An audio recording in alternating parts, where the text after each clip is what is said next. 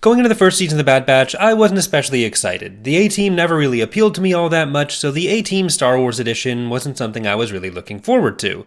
Once the show started actually airing, though, my opinion pretty quickly changed, and by the end of Season 2, that opinion has only kept being raised. There's a lot of reasons for this, especially related to character development, even if I still think the show has stumbled a bit in really having them all shine at once. But today I want to focus on one plotline or character arc that I think has been really well done, and which I think adds something Star Wars really needs: Crosshairs. Star Wars obviously has a lot of storylines involving defection from the Empire. That's basically what every character in the Rebel Alliance has to do at one point or another, so there are a lot of those defectors out there.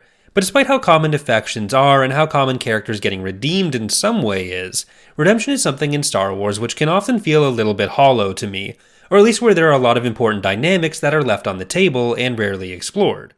For example, when talking about actual redemption, you tend to be looking at Jedi and Sith characters most of the time, and redemption means going from the dark side of the Force back to the light. Basically, it treats good and bad as something you are rather than a way to describe the things you're doing. And then once you're back on the light side, all your past actions don't really matter anymore. And a lot of that gets sidestepped because the character being redeemed is usually sacrificing themselves to save another character. For example, Vader doing it for Luke and Kylo doing it for Rey being the big ones there. But while these examples, and even some others for non-Force sensitives, might involve the characters struggling with their choice before they make it, what Star Wars rarely deals with is characters actually making any kind of amends or taking responsibility for choices they'd made in the past, or what the aftermath of those choices might be, because redemption isn't just a switch that gets flipped. Or at least it shouldn't be. With the characters being dead, that's not usually able to be explored very much. With Vader, most of what we get is how Luke and Leia, and now Ahsoka, are able to deal with that. In The Bad Batch, while Crosshair has only had a few episodes dealing with his impending defection, there's a lot that's been done showing how he's made his choices, and how the results of those have basically beaten him down.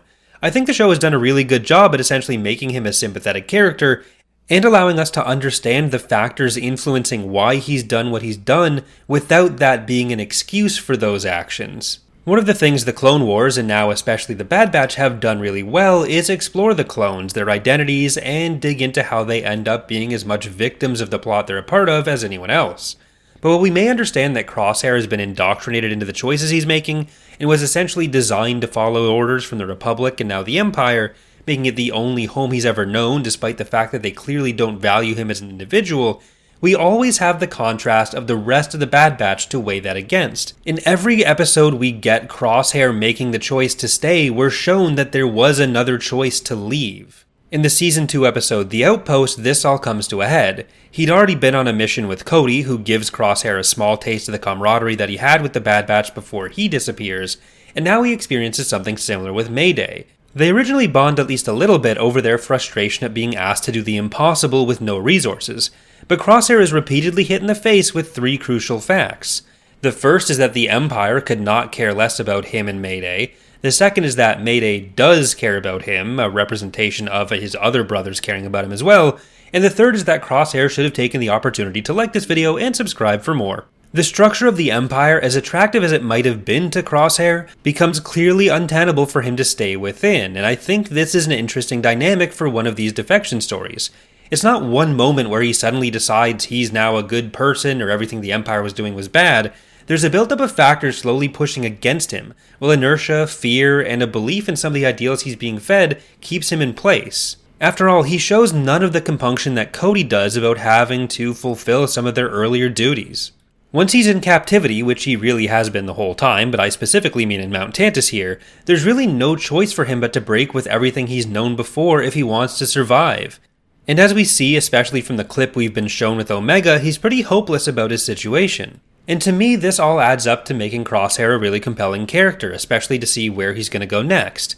He's a character whose motivations for leaving are arguably not really all that pure. He was forced into a position where there's ultimately no other choice for him but to leave or accept imprisonment. And as a result, others who aren't Omega may not be as willing to trust him. The fact that he's now being treated this way may also help him reflect on some of what he's done, and understand that maybe if they were unjustified in treating him this way, the things he was told to do before might not be as justified as he thought they were. I don't really know if that element will be explored in the show, but I kind of hope it is. I also really hope the traditional route isn't taken here, with the rescue of Omega ending in another self-sacrifice as a way to absolve him of responsibility, or to avoid dealing with those other relationships and the work they'd take to actually heal, along with the personal growth that would need to be ahead of him. I don't doubt the rest of the Bad Batch would be willing to accept him, since he is still their brother and they clearly wanted him to join them before. But them having at least some trepidation about him rejoining would probably be natural here. And I think him leading the charge to rescue Omega, even if it doesn't kill him, and kind of especially if it doesn't kill him, might go a long way in regaining a lot of that trust. All of this is one of the reasons that I really like the Alphabet Squadron trilogy as well. I think they deal with these themes that we see Crosshair struggle with in a great way, both from the perspective of the main character, Yrica Quell's struggle with her own defection, which wasn't entirely voluntary either, and how she feels about that, along with how the rest of her squad and the rest of the New Republic kind of feel about or treat her in that light. I don't want to spoil it too much since I imagine a lot of people watching this video haven't read them, but I do really recommend the books. So I hope Crosshair manages to pull through in Season 3. Let me know what you think though. Is Crosshair gonna make it? And more importantly, is Tech actually dead? Thanks for watching, and I hope to see you next time.